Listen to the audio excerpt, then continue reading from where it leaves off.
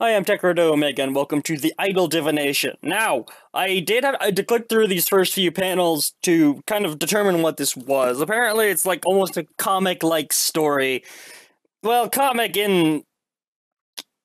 Well, it is in a comic in a way. But anyways, it's just kind of a story. There was nothing about it on the page. There was no information about it, so I had to find out. You can't download it, you have to play it on the web page, but it's not that much of a problem. So we're gonna do it. The Idle Divination. Boom!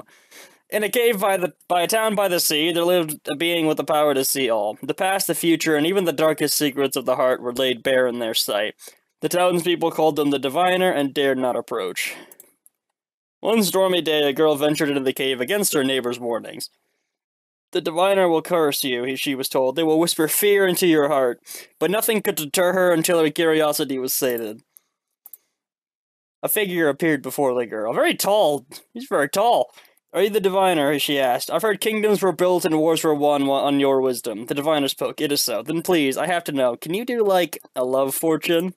It's a great picture. Like, okay, this cute boy in my class let me... Oh, hang on. I have to do this properly.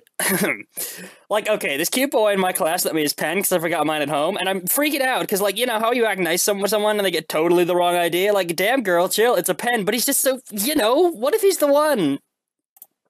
That's always fun to do. Beyond the entrance to the cave, the Diviner's home was surprisingly warm and hospitable. Yours is the first request I've heard in a long time, they said, and certainly the humblest I've ever heard. But they were not insulted. Handing her a thin slip of paper, the Diviner said, write your query, and then the girl had done so, it was thrown into the hearth. The fire grew into a violent blaze, too bright to look at, but the Diviner's gaze remains fixed, pressing intently into something unseen. He has one eye. Also, holy crap, he's tall. Actually, half of that might be like hair or tendrils, I can't tell. I don't know what that is, but how old is she? Hang on. Well, she's a girl, so I guess, I don't know. She looks like a child. Yeah, that would make sense. After the flames died down, the Diviner announced, I've looked upon his future. You are not in it. Oh, the girl kicked the floor softly. Well, that sucks. The truth is often unkind. I guess so. I was really hoping, though. As she made her way out of the cave, the girl turned to the Diviner with a playful grin. Maybe next time I meet a cute guy, I'll come back. If you like, replied the Diviner, and they parted. Is he gonna get sick of this? He is very, very tall. Is he taller than this one? A few weeks passed before the girl reappeared in the gloomy entryway. I hope you didn't think I was kidding. A new boy had caught her eye, and she was sure this one was her destiny. When the Diviner gave her a look, she added, almost sure. Again, the question was written and cast into the fire. Again, the Diviner perceived something the girl's eyes could not, and again they announced, you are not in his future. But this time, the girl smiled. Forget him. Now that I think about it, he's not all that. This continued for a while. The girl would arrive at the Diviner's doorstep with a new crush every week or so. Dozens of paper slips burned up in the fire, and even in the seasons change, the answer did not. You are not in his future. But if it's any comfort, he would be an awful boyfriend. God, I bet. He wouldn't even lend me his pen in class. But he's hot, you know? Beware, I have seen great evil in this boy's heart. Like his taste in movies. Oh my god, stop. The little cave rang with laughter. Snacks from town were strewn across the table. The Diviner didn't often eat, but the girl insisted they try a few of her favorites. When the conversation lulled, the girl asked, do you ever, like, do this for yourself? The Diviner sat still, remembering, in a time of war, my power was given by the gods to benefit your people. Now the need has expired. I have looked long into the future and seen peace, but the fire of knowledge cannot be extinguished. I remain its guardian.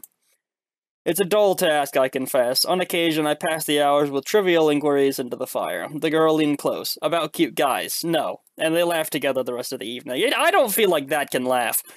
Maybe that's just me. But, does it have a mouth? I mean, obviously it has a mouth. Well, it must have a mouth. It's talking. And I can't tell. It's a dude. It's with a giant singular eye and hair that seems to be alive. On their next meeting, after the slip had burned and the divination had been announced, something unusual happened. Watching the ashes in the fire, the girl said, I wonder when I'm actually going to find somebody. The Diviner said nothing. Wait, can't you see that? She went to write a new query, energized by the realization. But with a sudden urgency, the Diviner gripped her arm. Their head hung low, their voice now a whisper warned her. The truth is unkind.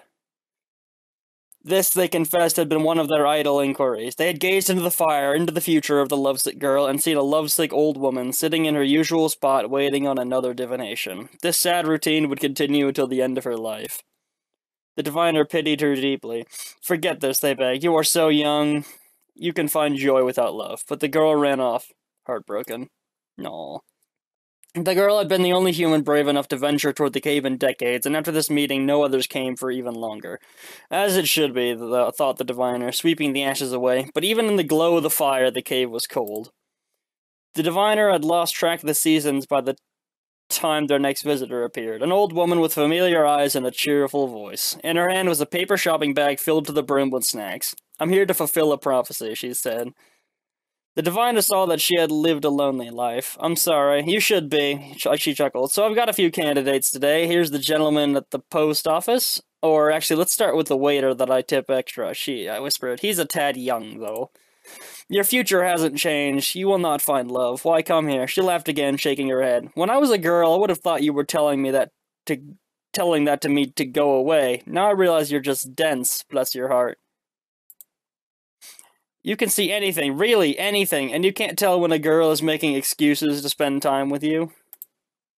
The diviner accepted her embrace in stunned silence, and after some time they managed another I'm sorry. I didn't come here to listen to you apologize, you old fool, she smiled wide. Let's make up for lost time. I've still got plenty left, don't I? But in the years of laughter that followed, the diviner never found an idle moment to cast this question into the fire. Oh, that's so sweet. Oh, that was a neat little thing. Yeah, I enjoyed that. Alright. There's not else a lot to say that. It was adorable. Adorable, a little bit sad, but everything's fine. So, yeah. I'm out. Bye.